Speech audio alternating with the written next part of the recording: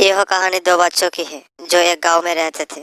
बड़ा बच्चा 10 साल का था और छोटा बच्चा 7 साल का। दोनों हमेशा एक दूसरे के साथ रहते, एक दूसरे के साथ खेलते और एक दूसरे के साथ ही घूमते।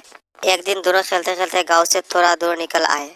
अचानक खेलते खेलते 10 साल के बच्चे का पैर फिसल गया और वो कुएं में गिर गया और जोर जोर से चिल्लाने लगा। अपने दोस्त की आवाज सुनकर जब छोटे बच्चे को इस बात का पता चला तो वो बहुत ही घबराया।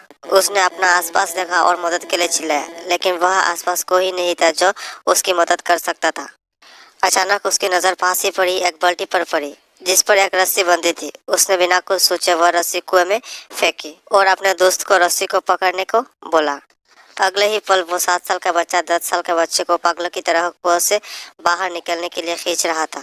उस छोटे से बच्चे ने अपने दोस्त को कुएं से बाहर निकलने के लिए अपनी पूरी जान लगा दी। आखिरकार वो बच्चा अपने दोस्त को बचाने में कामयाब हुआ और उसने अपने दोस्त को कुएं से बाहर निकाल लिया। लेकिन उन्हें असली डर तो इस बात का था कि जब वो गांव जाएंगे तो उन्हें बहुत मार पड़ने वाली है। खैर, दोनों डरते डरते गांव में पहुंचे और उन्होंने गांव वालों को खेलते खेलते कुएं में गिरने और रस्सी के सहारे छोटे बच्चे के द्वारा बड़े बच्चे को बाहर निकलने वाली पूरी बात बता दी।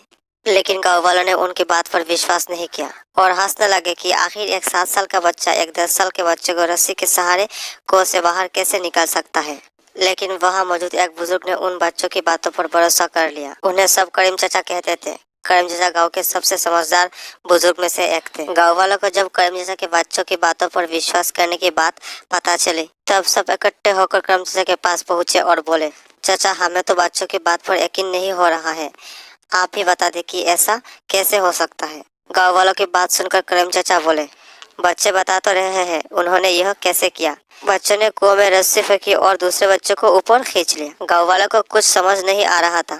कुछ देर बाद करीम चाचा मुस्कुराए और बोले, सवाल यह नहीं कि बच्चे ने यह कैसे किया, सवाल यह है कि वो यह कैसे कर पाया। और इसका सिर्फ एक ही जवाब है कि जिस वक्त वो बच्चा यह कर रहा था उस वक्त उसको वहाँ यह कहने वाले कोई नहीं था कि तू यह नहीं कर सकता। यहाँ तक कि वो बच्चा खुद भी नहीं।